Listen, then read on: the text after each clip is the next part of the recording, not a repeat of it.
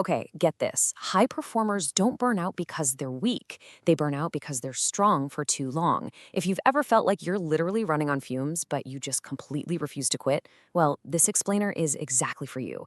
Today, we're unpacking a massive paradox. You see, the most responsible, reliable, and disciplined people, probably folks a lot like you, are often the most vulnerable to just total exhaustion. And the truly dangerous part? They almost never see it coming.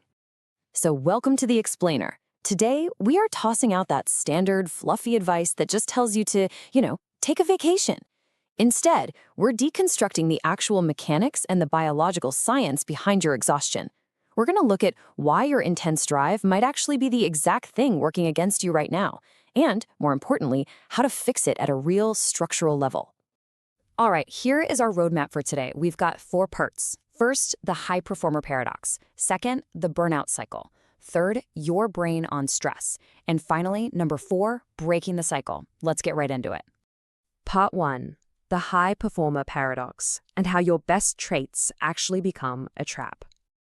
I know, it sounds a little backwards, right? I mean, from day one, we're taught that taking charge and pushing through adversity are the ultimate career virtues. Just think about the classic traits of a high performer. You've got a strong sense of responsibility, incredibly high internal standards, a famously low tolerance for mistakes, extreme difficulty saying no, and an identity that is deeply tied to productivity. Now, let me be absolutely clear. These traits, they create undeniable success. They're the engines of your achievement, but they also create immense hidden risks that quietly compound over time. Now, notice the huge contrast in how we respond to stress. When a typical person's energy drops, or maybe their workload spikes, their natural instinct is to withdraw, right? They step back. But the high performer, you do the exact opposite. You compensate. If your energy drops, you just push harder. Workload spikes, you stay way longer at the desk to take control. You don't react to stress by resting. You react by dangerously overfunctioning. And that leads us right to this critical concept: compensation without recovery. Basically, it's a short-term strategy of increased effort that compounds into long-term physical and mental strain. And the tricky thing is, it works brilliantly for a week or maybe a month, right? You get that massive project over the finish line.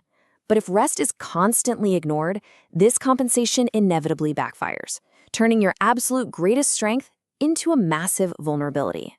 Moving on to part 2, the burnout cycle, the invisible descent into exhaustion. Because the honest truth is, burnout rarely happens overnight. It's not this sudden, unpredictable crash.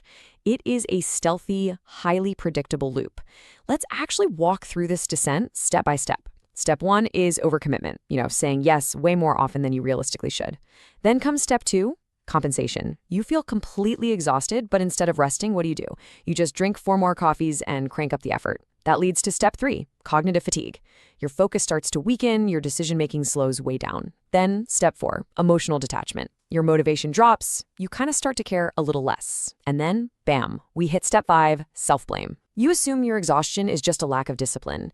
And because you blame yourself, you try to fix it by going right back to step 1 and overcommitting all over again. It is literally a perfect trap. And as this loop spins faster and faster, you experience what we call the overload effect. Your executive function declines, your emotional regulation weakens, and your creativity really narrows. But I really want to reassure you right here. When you're in this cycle, you do not become incapable. You haven't lost your talent or your edge or anything like that. You simply become heavily overloaded as your brain frantically reallocates its resources just to keep you afloat. Which brings us to part 3, your brain on stress, the biological hardware issue. It is so important to validate that this is a biological reality. This is an issue with your physical hardware, not some flaw in your character. When you are under prolonged stress, your nervous system just stays aggressively activated. Your cortisol remains elevated, and your brain is locked in constant threat detection mode. You're permanently on high alert, constantly scanning for the next crisis, the next email, the next urgent deadline, almost as if an overflowing inbox is a literal life or death threat. And keeping that up, it takes a massive, totally unsustainable amount of physical energy. The real issue here lies in a sort of biological turf war between 2 brain regions. Your prefrontal cortex, which handles decision-making and clarity, becomes much less efficient. Meanwhile, your amygdala, the part that handles threat processing, becomes highly reactive. And this brilliantly illustrates why, when you're burning out, you experience way shorter patience, faster irritation, brain fog, and just intense mental fatigue. Your brain's alarm system is literally hijacking its logic center.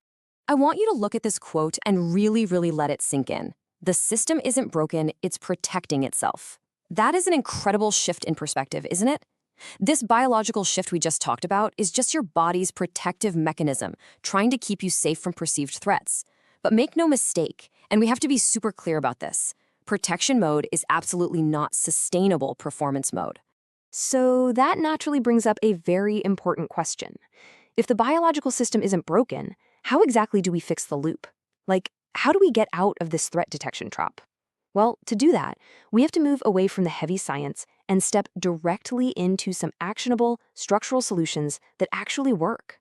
That is part 4, breaking the cycle, shifting from discipline to structure.